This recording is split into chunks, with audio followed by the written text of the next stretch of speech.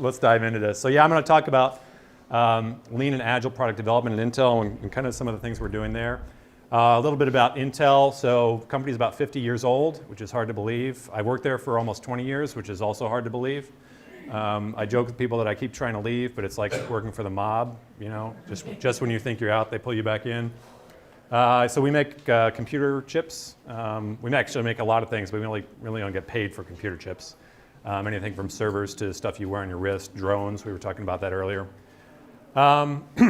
And in product development, we have about 20,000 people in product development in Intel. And I work in a part of that called manufacturing validation.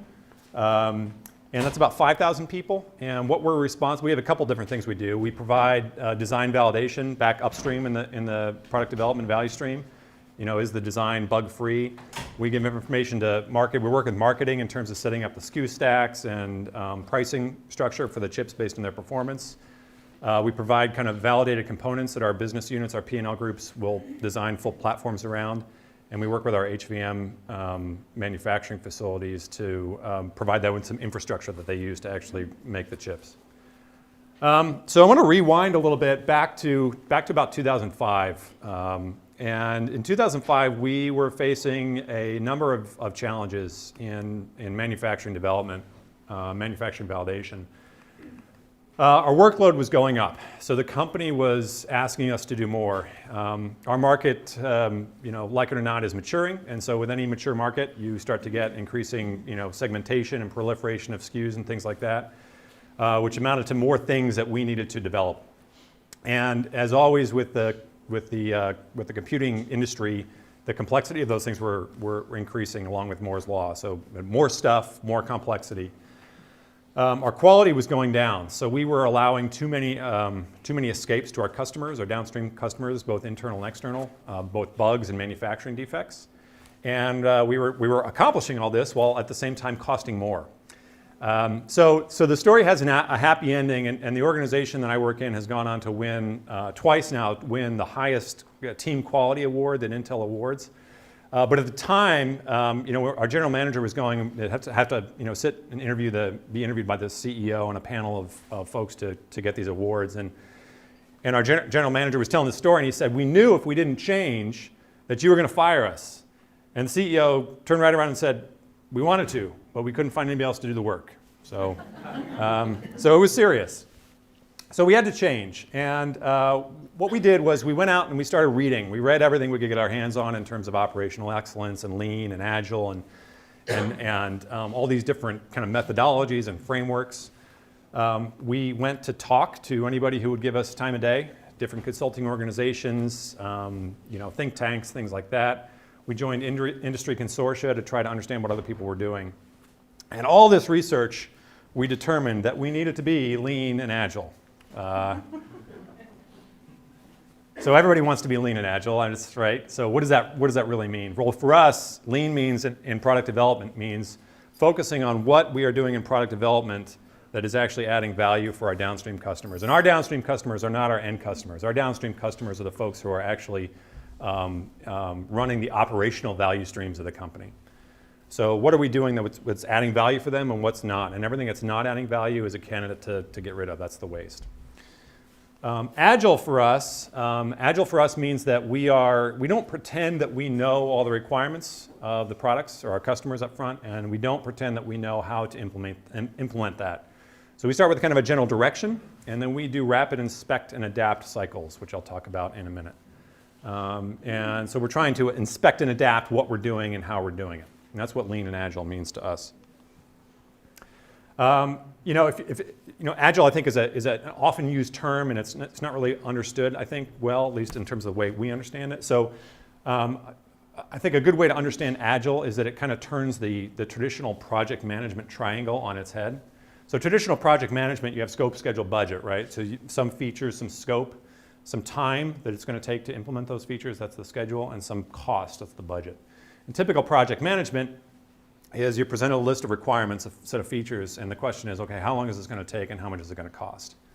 And with any project of kind of, you know, moderate or large complexity, what often happens is we say, okay, well here's your list, and as I understand it, it's going to take this much time and this much money. We start doing it, and it turns out it takes more time and it takes more money, right? And what's often the answer from the people who are paying for these projects is, well, actually you can't have any more money and you can't have any more time. And so there's only one variable left, right, that the people doing the work have, and it's the one in the middle here, it's quality. And so, we like to talk about the person doing the work, in the lab late at night, they're running units, they're doing tests. They're supposed to run 500 units, but they really just want to go home, and so they run 5, and that's where quality issues happen.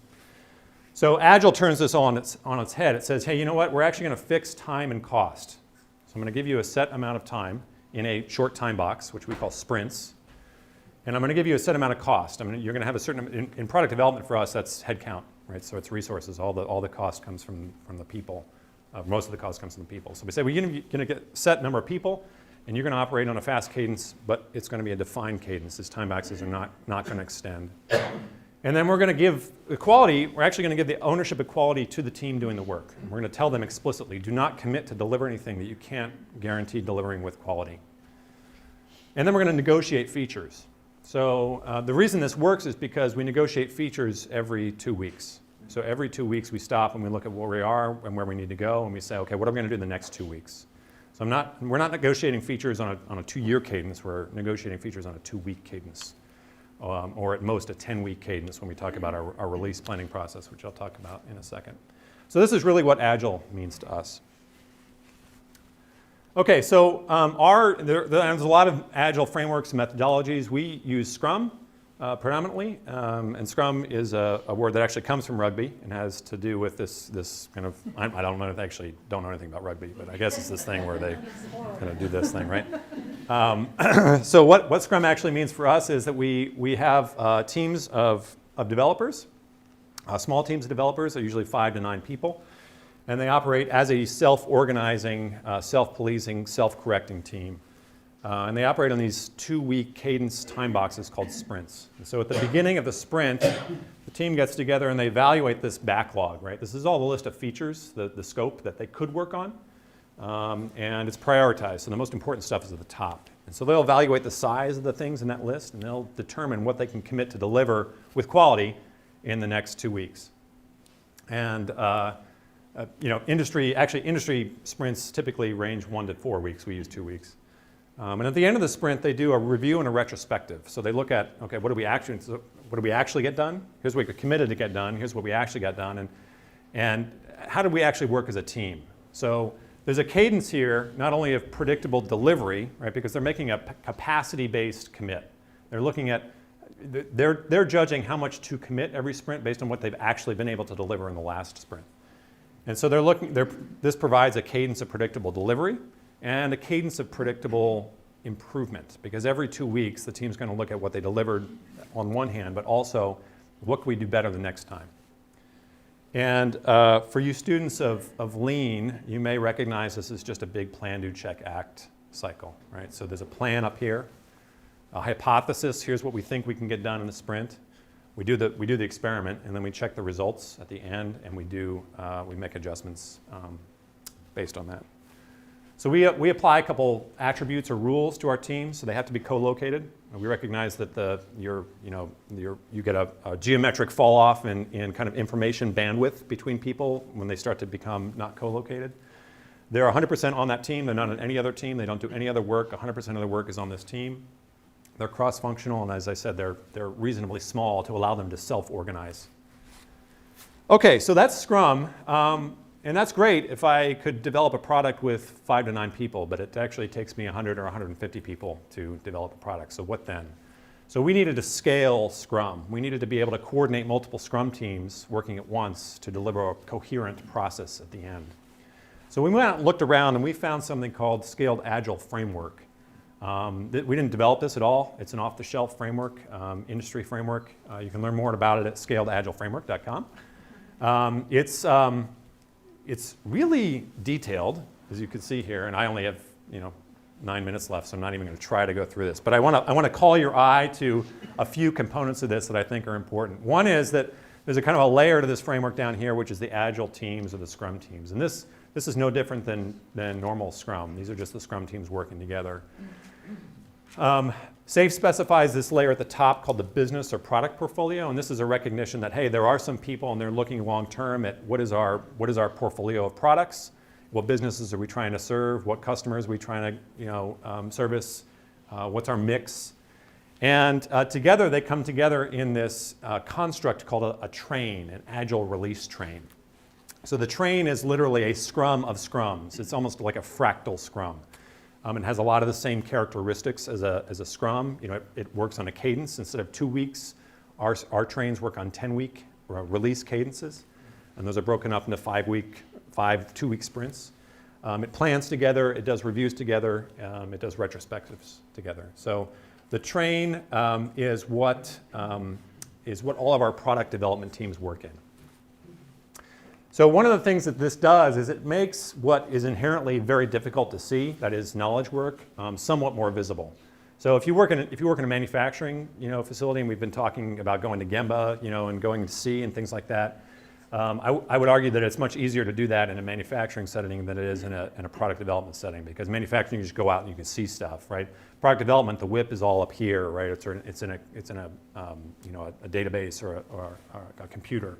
So how do you make that visible? If we say that part of doing good lean and agile management is making the work visible, how do we do that? Well, one of the things that this construct of SAFe and Scrum does for us is it allows us to see this work. So you can see here, this is something we call burn up. And we can see this is one of our product trains. And we can see here, this is a release. And this is the total amount of work that the team has committed to deliver at the beginning of the release in something called story points, which is just a unit of measure of work. And we can see over time how that scope has changed. That's the top of the graph. And we can also see over time how much work this train is retiring. So we can tell, is the train taking on more work? Is it losing work? Is it taking on more scope or losing scope? Is it on track to deliver what it committed to deliver? And we can see this both on a train level and on a team level, a Scrum team level. So these are two different Scrum teams. And we can see here, this one looks like it's pretty much in control, good scope control, and they look like they're on track to deliver all that work. This one's a little less in control. They've taken on a bunch more work here, which may be cause for a conversation. And it also looks like they're not on track to retire all that work, which also might be cause for a conversation. So these are all kind of clues about what's working and what's not working in the system. Okay.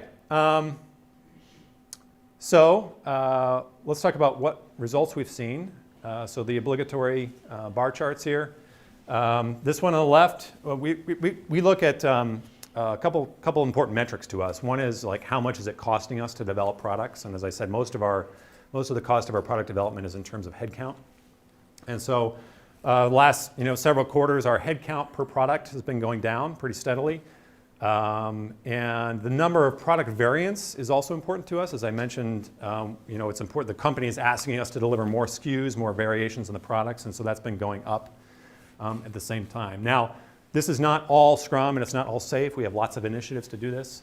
And I will admit right off the bat that this is not, I think there's a lot of this is being driven by people working harder. So they know that we need to deliver these products. They know that there are constraints on resources, and so they are just working their butts off. And so I don't think as an organization we're really working at sustainable pace right now, which is something that over time has adverse impact on quality.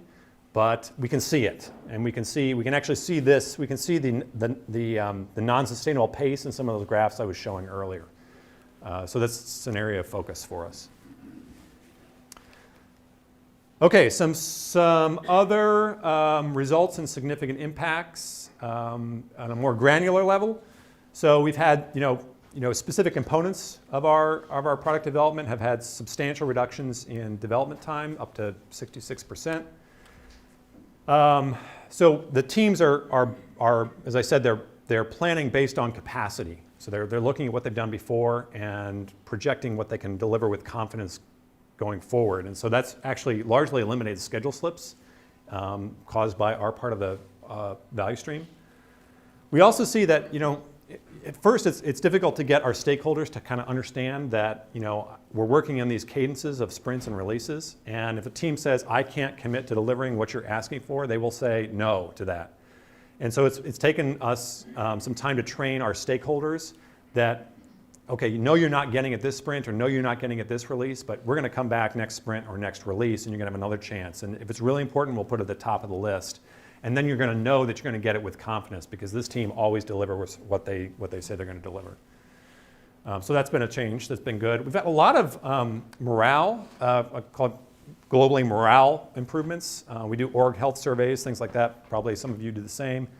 We've also seen a drastic reduction in burnout and turnover. We've had projects in the past where people just get put through the ringer, and we get to the end and we have cake and a party, and then we say, okay, it's time to do it again, and they say, no, I don't think so. I think I'm going to go somewhere else. So that's gone down significantly. We're also getting pull from across the company. Probably well more now than 5,000 people outside of our organization have been trained in the way we're doing this. So our vision, our modest vision, is to transform the entire product development value stream at Intel. And we want to create, kind of the model line that Bobby was talking about this morning. We really want to create that in our neck of the woods. And so that people can look at us and say, hey, I don't know what you're doing, but I want that. So can you help me do that? All right, lastly, some success factors here. Executive sponsorship is critical. I think that was a common refrain this morning. And we are very fortunate that our top leadership has said that participation in the system is not optional. If you're going to work in our organization, you're going to do work this way. And that's good because this system really doesn't work if it's an opt-in. It has to be everybody. We have to have the system everywhere to be able to see what we need to see. It has to be end-to-end, so the synchronization and the common cadence of the time boxes, the sprints and the releases is critical. They all start, the entire 5,000 person organization, the sprints and the releases all start and stop at the same time. We do capacity-based planning, as I've talked about, so the teams are committing to deliver. They're not committing to try to deliver. We do have tools. We're not real big on tools, the tool of the week or the tool of the month or whatever, when I'm talking like, software tools and things like that. But we did feel it was important that everybody use the same tool to facilitate this process, so we do use that single tool and we train people on it. And lastly, we have a big effort on standardization as a means to drive out waste. And the last thing I'll say is that each one of these teams has an Agile coach called a Scrum Master. I think Anu she threw out Scrum Master a couple times. And a Scrum Master is an Agile coach. And that person's role is to go into the team and be the pebble in the shoe and keep them from accommodating the waste that this system surfaces. Because just like with any good lean tool, Scrum and Agile primarily is a tool to make waste and problems visible. It doesn't fix them, but it makes them very apparent. How'd I do? You did exactly right. It's actually 1:49. You have like 20 seconds left. All right. I'm just going to... Feel it. All right.